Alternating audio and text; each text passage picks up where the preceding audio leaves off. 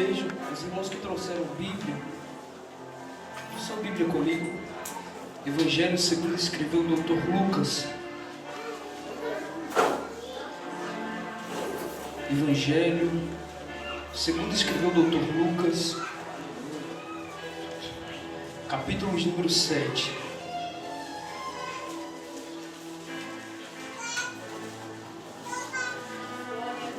Se localiza no versículo de número 11.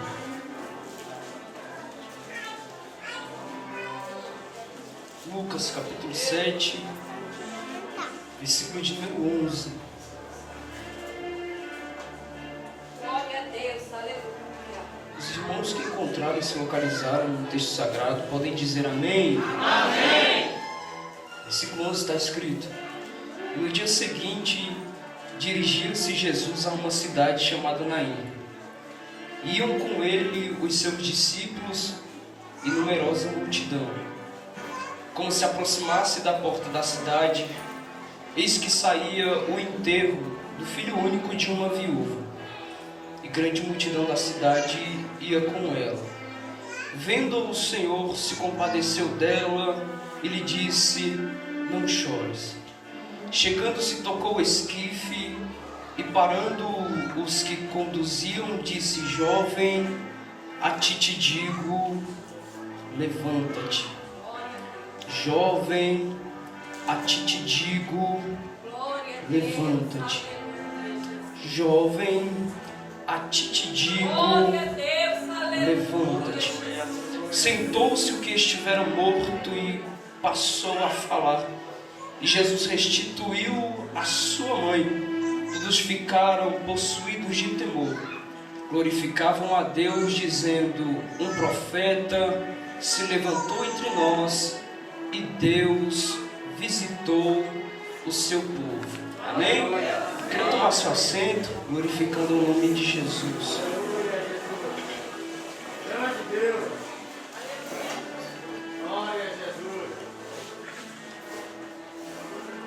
Meus irmãos, nessa noite eu quero me tornar bem breve, bem sucinto e bem enfático, também muito objetivo no que tange ao que Deus colocou no meu coração e preparou para a gente na noite deste dia chamado hoje. Peço para dar atenção dos irmãos, só para que eu introduza essa mensagem, para que os irmãos entendam e compreendam e guardem no coração aquilo que Deus quer falar conosco. Haja vista que o texto que eu tomei por base, que eu li e que os irmãos acompanharam, se trata de um texto que já se tornou muito conhecido entre nós. Por que não dizer que também se trata de uma ocasião que também já se tornou muito conhecida entre nós, cristãos, amantes da Bíblia Sagrada, que lemos a Bíblia constantemente. Esse texto que está localizado também em um dos evangelhos, no qual nós estamos localizados, que é o Evangelho de Lucas. E aqui está mais um dos feitos de Jesus. Aqui está localizado mais um dos seus milagres. É claro que, todavia, quando nós queremos obter alguma informação a respeito dos milagres de Jesus, a respeito do que ele fez quando esteve aqui na terra, nós nos recorremos aos evangelhos, que abrangem uma visão geral acerca do ministério de Jesus aqui na terra. E todos nós somos sabedores de que a vinda de Jesus para a terra, ou Jesus vem em forma de cumprimento de promessa. Quando Jesus vem à terra, uma promessa se cumpre.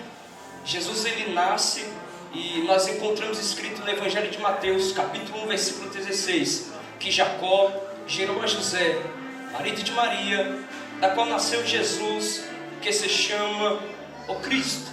Jesus ele vem em forma de cumprimento de promessa.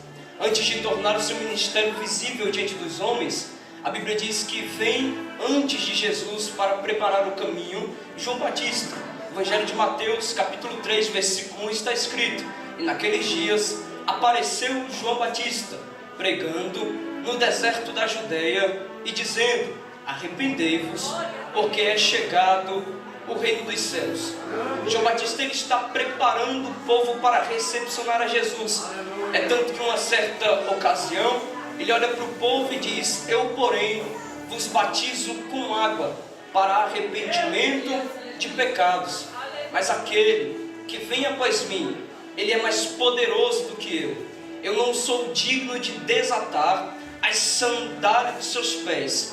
Eu, porém, vos batizo com água, mas aquele que vem após mim, ele vos batizará com o Espírito Santo e com fogo. Jesus, ele aparece. Jesus torna o seu ministério visível e agora Jesus está batizando. Quando Jesus aparece no Rio Jordão, a Bíblia diz que João Batista olha para ele, olha para o povo e diz: eis aí o Cordeiro de Deus que tira o pecado do mundo. A Bíblia diz que uma questão é levantada entre os discípulos de João Batista. Evangelho de João, capítulo 3, a Bíblia diz que uma questão é levantada entre eles. Eles chegam até em João Batista e diz: Jesus está batizando. E olha, está batizando mais do que você. João Batista, no Evangelho de João, capítulo 3, versículo 30, ele olha para os seus discípulos e diz: convém que ele cresça e que eu diminua. Convém que ele apareça e que eu me constranja. Jesus é batizado no Rio Jordão por João Batista. Quando Jesus está se retirando das águas, a Bíblia diz que os céus se abrem. Uma pomba desce, uma voz ecoa dizendo: este é o meu filho amado, em quem nele eu encontro muito prazer. Após Deus confirmar que Jesus era verdadeiramente seu filho, a Bíblia diz que Jesus ele é conduzido pelo Espírito até o deserto. Evangelho de Mateus, capítulo 4, versículo 1. Jesus ele é conduzido pelo Espírito até o deserto para ser tentado pelo diabo. Isso aqui é muito interessante e me chama a atenção. No deserto, Jesus está jejuando. No deserto, Jesus triunfa sobre a tentação. Até porque o diabo aparece e diz: tudo isso eu te darei, se prostrado me adorares. Jesus olha para ele e diz: está escrito, somente ao teu Deus adorarás, e somente a ele prestarás culto. Por quê? Jesus nega a se adorar ou adorar ao inimigo. Isso é muito interessante. Além de não adorar ao diabo, Jesus também não recebe adoração de demônios. Por quê? Evangelho de Mateus capítulo 5, a Bíblia diz que Jesus ele está em uma província chamada Gadara. Quando Jesus chega em Gadara e coloca o pé para fora do barco, a Bíblia diz que os demônios vão até ele clamando e adorando prostrado. Jesus interrompe a adoração e expulsa os demônios. Coisa linda. Por quê? Jesus ele não recebe adoração de demônios.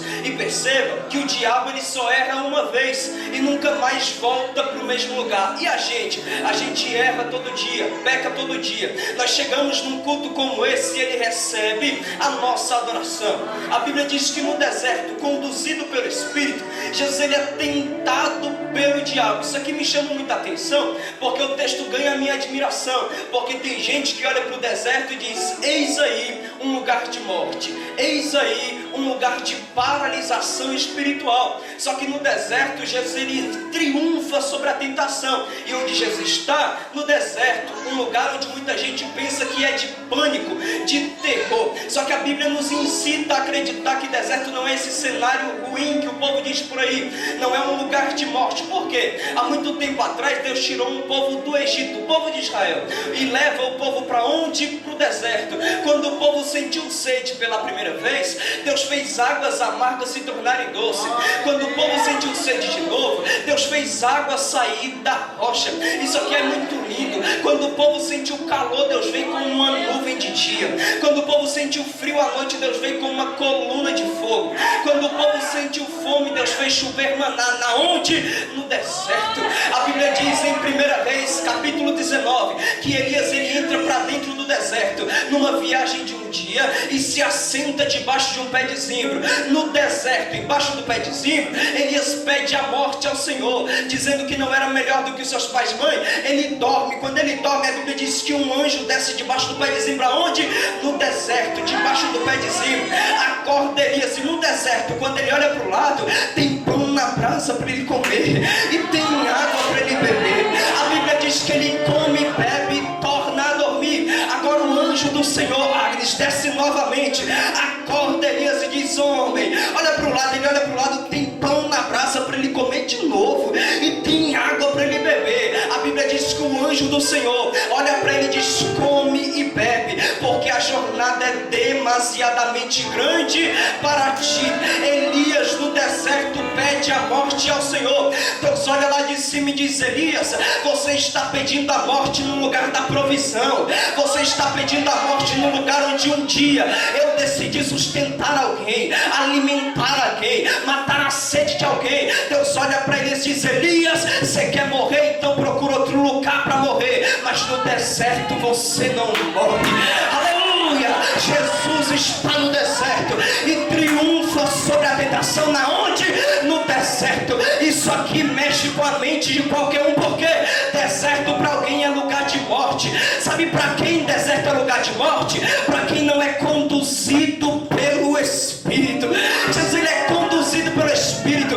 Ele não está no deserto porque ele quer. Ele não está no deserto para satisfazer um desejo seu. Jesus está no deserto porque ele foi conduzido pelo Espírito para estar naquele lugar. Porque, Mozart, quem não é conduzido pelo Espírito, ele pode ir para o melhor lugar do mundo, presbítero Carlos, mas ele vai morrer, Juvenilson. Quem não é conduzido pelo Espírito pode ir para o melhor lugar do mundo, mas ele vai morrer, ele vai padecer. Mas em contrapartida, quem é conduzido pelo Espírito, ele pode ir para o pior lugar do mundo, mas ele sempre será provido, ele sempre será alimentado pelo céu. E olha para mim, para tu dar glória para Jesus.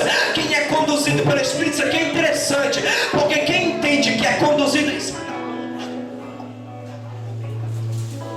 quem é conduzido pelo Espírito, ele entende que seu ministério não está na dependência dos homens.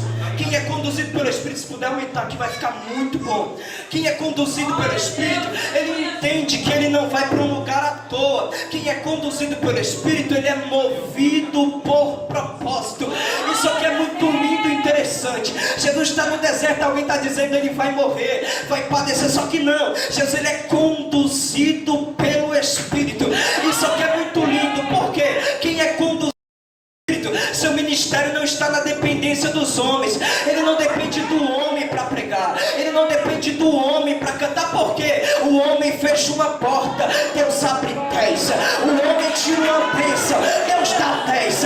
O diabo tira alguma coisa, Deus ele dá em dobro. Porque, moça, quem é conduzido pelo Espírito é assim, porque o homem dá e o homem também toma, o homem fecha e o homem também abre. E Deus, moça, ele abre e ninguém fecha, ele fecha e ninguém abre, ele dá e ninguém toma, ele levanta e ninguém derruba. Não, eu vim aqui acreditando que eu vim pregar para um povo que é conduzido pelo Espírito, que está na prova dando glória a Deus, que está na luta adorando ao Senhor e dizendo: eu não vou morrer.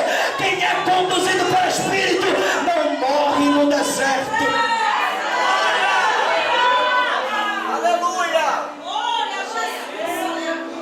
Jesus, ele é conduzido pelo Espírito. Glória a Deus, aleluia. A Bíblia diz: no deserto ele recebe alimento do céu. Jesus, ele é alimentado pelo céu. A Bíblia diz que ele se retira do deserto, claro, porque existe um período de tempo, 40 dias. Jesus, ele se retira do deserto. A Bíblia diz que quando Jesus acaba de vencer o inimigo, ele escolhe alguns homens para andar ao seu lado. No mesmo capítulo nós encontramos isso, porque Jesus ele escolhe alguns homens para andar com ele. Claro, os seus discípulos, que ele sempre estaria ensinando-os. Jesus olha para dois irmãos em primeira vista e grita dizendo: vinde após mim, e eu vos farei pescadores de homens. Perceba o texto, analise a frase. Não é vinde adiante de mim, porque quem vai na frente é Jesus. É vinde após mim, e eu vos farei pescadores de homens. Quando os discípulos entendem que eles têm que ir atrás de Jesus, Jesus ele se torna a sombra dos discípulos. Jesus se torna o provedor, o o escudo, a espada dos discípulos. Entenda isso, quando os discípulos eles vão após Jesus, Jesus se torna a sombra dos discípulos, Jesus se torna o escudo dos discípulos, Jesus se torna a espada dos discípulos. Mozart me explica o que é isso. Por que se torna a sombra dos discípulos? Porque está escrito: aquele que habita no esconderijo do Altíssimo, a sombra do Onipotente descansará. Jesus se torna um escudo. Quando alguém viesse atingir eles, Jesus ia entrar na frente. Porque coisa linda é quando alguém entende que Jesus quer ir na frente, que Jesus tem que estar na frente. Porque quando Jesus vai na frente, ele vai limpando o caminho e a gente anda em asfalto liso, irmão. Isso aqui é muito interessante. Além de se tornar o escudo dos discípulos, Jesus se torna a espada dos discípulos. Para que serve a espada? Para atacar, para ferir o adversário. É Deus dizendo para alguém: quem anda após Jesus e quem entende que Jesus vai na frente, ele não ataca ninguém, ele não fica se justificando, ele não fica mandando indireta no WhatsApp, ele não manda indireta no Facebook, porque ele entende que se for para matar, quem vai matar é Deus. Se for para ferir, quem vai ferir é Deus. Essa guerra não é tua, essa guerra é daquele que está na sua frente. Deixa eu ver quem acredita nisso aqui. Se você pode, adorar a Deus, adora a Deus. Ele é a tua sombra, ele é o teu escudo, ele é a tua espada. Nenhum mal te sucederá, nem praga alguma chegará à tua tenda. Deixa eu ver quem acredita, deixa eu ver quem acredita.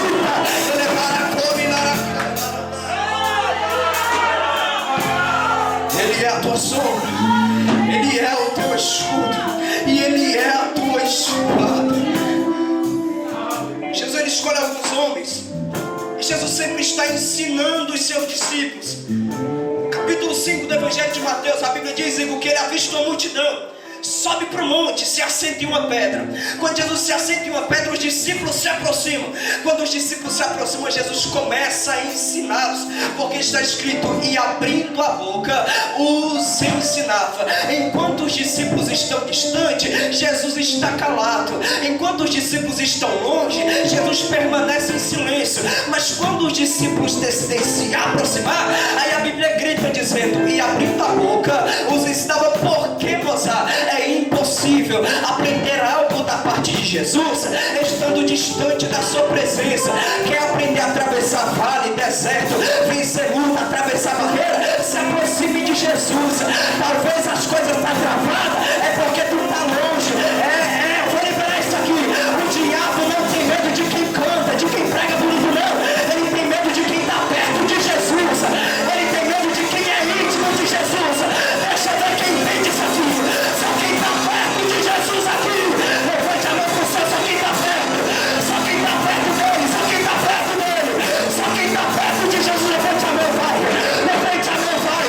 Mostra para o diabo que é por isso que você não para, é por isso que a tua casa vai ser derrubada, é porque tu está perto de Jesus. Deixa eu ver quem está perto dele aqui, deixa eu ver quem está perto dele aqui.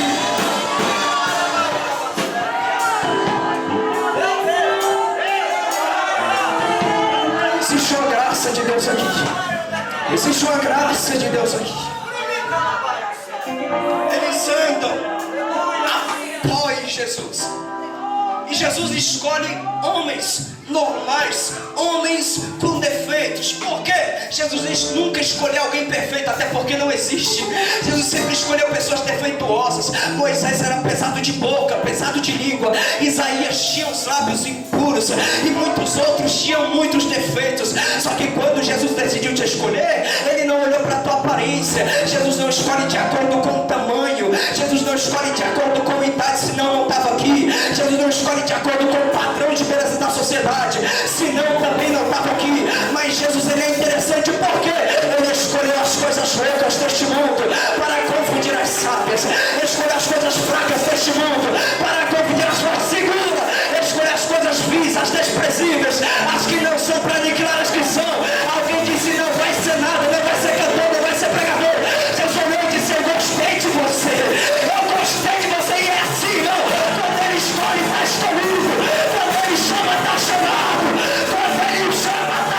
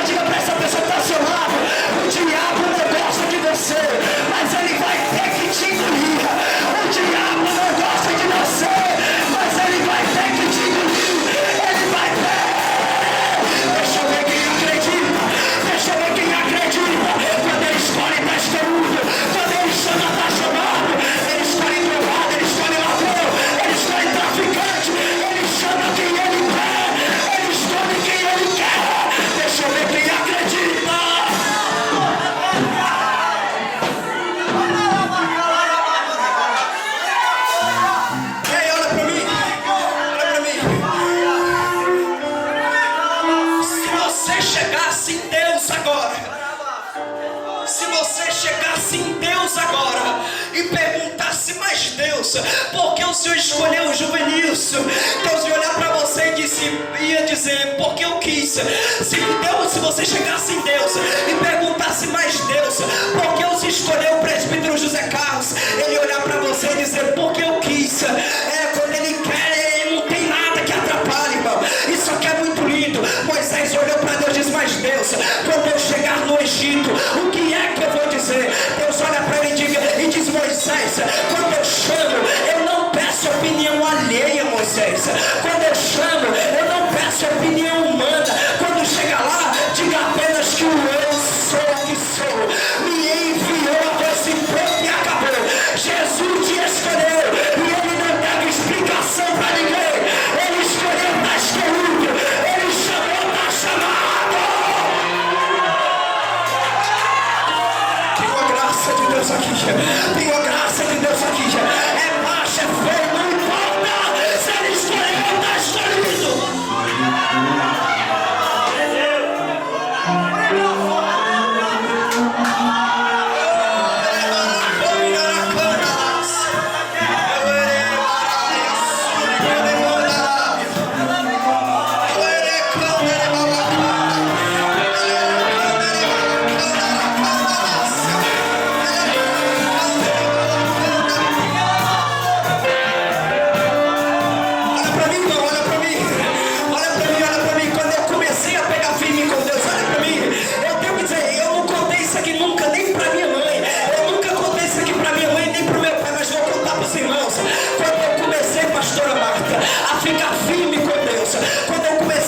Meu chamado, eu estava no ensino fundamental. Uma vez eu cheguei na escola e sentei. O meu professor de inglês na época, ele olhou para mim e disse, você tem cara de alcoólatra, você tem cara de que vai beber muito. Eu olhei para ele, o sangue de Jesus tem poder. Jesus te escolheu e você não vai ser o que alguém disse que você vai ser.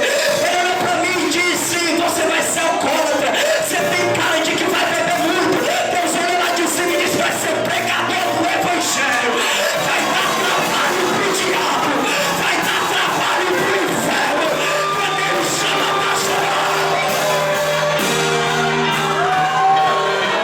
Tem uma graça de Deus aqui. Tem uma graça de Deus aqui. Tem uma graça de Deus aqui. Tem uma graça de Deus aqui. Tem uma graça de Deus aqui. Tem uma graça de Deus aqui.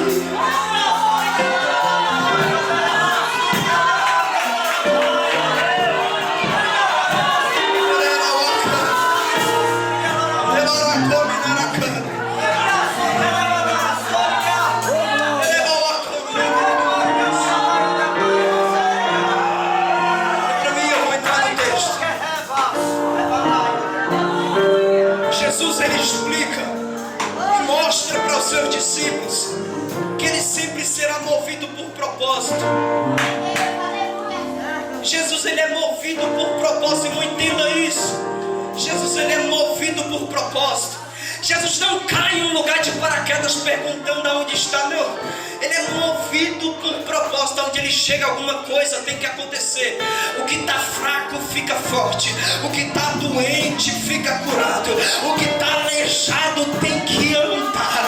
O cego tinha que ver. E era assim com Jesus, irmão. Jesus, ele era movido por propósito. Uma certa vez, a Bíblia diz que ele chega na porta de uma cidade chamada Naim.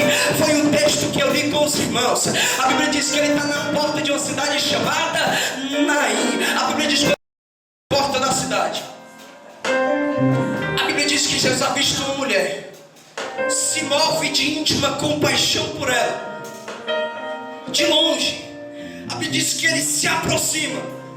Quando Jesus se aproxima da mulher, a mulher acabou de perder o filho, irmão José. Jesus olha para ela e diz, mulher, a ti te digo, não chores. O máximo que eu consigo dizer como ser humano, na qualidade de um homem qualquer, em um velório para alguém que acabou de perder um ente querido, é meus pêsames, minhas condolências. A mulher acabou de perder o filho. Se fosse eu ia dizer meus pêsames, minhas condolências. Jesus é diferente. Jesus olha para a mulher que acabou de perder o filho e diz, mulher, a ti te digo, não chores. Por que, moça?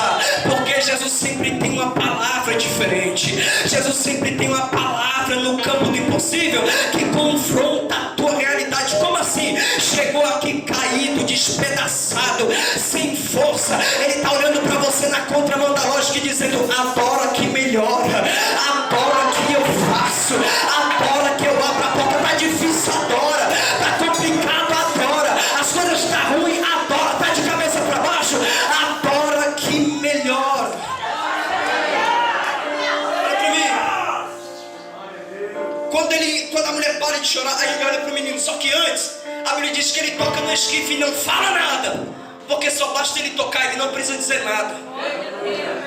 Jesus não precisa dar explicação por que está tocando, por que está fazendo. Não, tocou, o que está andando tem que parar, e o que está parado tem que andar.